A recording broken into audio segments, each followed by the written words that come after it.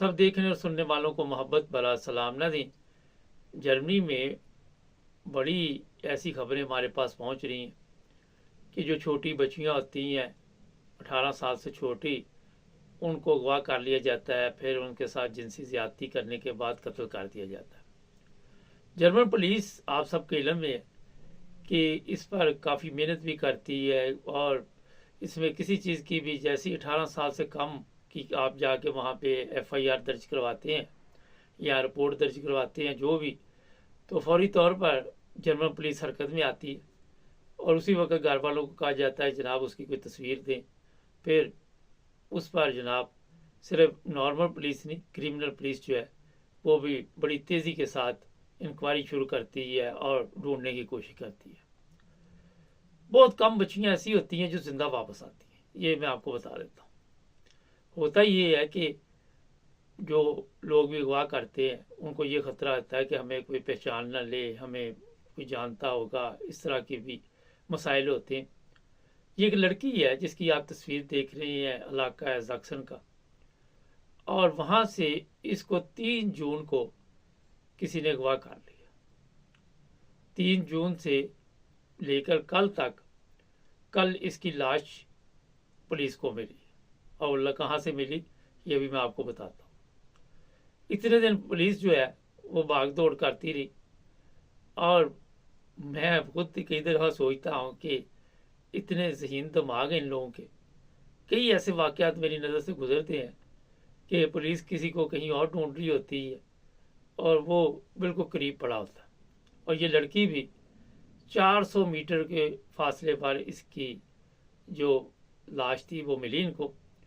उसको पहले कहीं और मारा गया या क्या हुआ, अभी तक पुलिस ने इस बारे में कोई बयान जारी नहीं किया, क्योंकि ये पाकिस्तान तो है नहीं कि फटाफट प्रेस कॉन्फ्रेंस कर दो, ये कर दो, वो कर दो। अभी उन्होंने यही बताया कि उसकी जो लाश है वो हमें मिली है और जहाँ वो रहती थी वहाँ से 400 मीटर पे।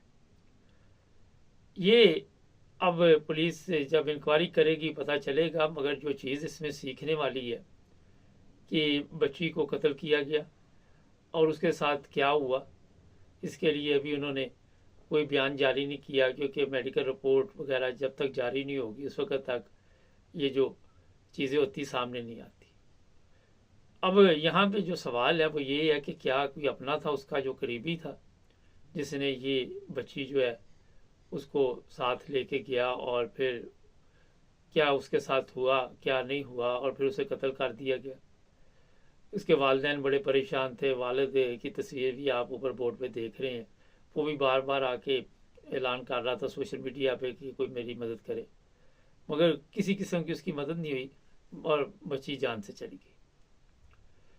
एक चीज़ ध्यान में रखें कि यहाँ पे कई ऐसी जगह पे हमारी कमज़ोरियाँ भी हैं जहाँ पर दूसरे जो जराइम पेशा अफराद हैं वो फ़ायदा उठा लेते हैं। हम अपने बच्चों को, बच्चियों को, ये ज़रूरी नहीं कि एक जर्मन की बच्ची है, किसी के साथ भी यहाँ पे हादसा पेश आ सकता है, खुदा ना करे। मगर ये मैं बताना चाहता हूँ कि हम अपने बच्चों को, बच्चियों को, या जो जर्मन है या जो भी लोग हैं पूरी दुनिया में रहते, इस चीज़ का बताते नहीं है कि आपने किस तरह अपनी केयर करनी है। अब 9 साल की बच्ची है और इतनी समझदारी तो होती है कि अपना कौन है, किसके साथ जाना है, किसके साथ आना है, या उसको अगवा किया गया। यहाँ पे वालिदैन की भी सुस्ती आप कह सकते हैं, ये नहीं कि हर चीज़ आप बच्चों पे डाल दें। और मैंने इस पर इसलिए ज़्यादा प्रोग्राम करता हूँ कि यहाँ पे जो हालात इन ममालिक में हम देखते हैं आए दिन इस तरह के वाक़यात, तो खौफ आता है कि यार ये तो ममालिक के बड़े पुरअमन थे और यहाँ पे तो बड़ी सुकून की ज़िंदगी चल रही थी, तो ये क्या हो गया कि यहाँ के बच्चे भी महफूज नहीं है। अब वो पकड़ा भी जाएगा, उसको सज़ा भी हो जाएगी, पहले भी वो किसी जुर्म में मुब्तला होगा, कोई ना कोई उसने पहले भी काम डाला होगा। ये हो नहीं सकता कि पहली दफ़ा डाला हो, क्योंकि जदीद दौर है, DNA टेस्ट होगा, उस इलाके के सारे लोगों को इकट्ठा कर लेंगे, सबकी इंक्वायरी कर सकते हैं, हर चीज़ हो सकती है, मगर वो बच्ची वापस नहीं आ सकती। वो जो उनकी बच्ची है वो भी सारी ज़िंदगी किस तकलीफ़ से गुजरेंगे उसका अंदाज़ा मेरा आप वही लगा सकते हैं। मैं और आप नहीं लगा सकते। तकलीफ़ जिस पे आती है उसको पता होता है कि मैंने किस तरह ये बर्दाश्त करनी है, ये की है। यहाँ पे अपने बच्चों को ये कम अज़ कम हमें बताना चाहिए कि कोई भी अजनबी हो, अपना भी हो, तो उस पर भी आपका काम है ध्यान रखना। यहाँ जो अपने होते हैं कई दफ़ा वही बाद में मुजरम निकल आते हैं। और ये मैं बता देता हूँ कि जो खासकर हमारे एशियन है वहाँ तो अपने ही उनका हाथ होता है। यहाँ पे क्या है ये तो बाद में पता चलेगा। तो बच्चों को हर चीज़ की जो है वो आपने घर में तरबियत करनी है कि किसी के साथ गाड़ी पे नहीं बैठना, कोई आपको लालच दे किसी चीज़ की, कोई स्वीट वगैरह देने, चॉकलेट मॉकलेट देने की कोशिश करे तो आपने बाहर से नहीं लेने। जब ये बच्चा 2, 2.5, 3 साल का हो जाता है उसी वक्त से ये तालीम देनी पड़ेगी आपको।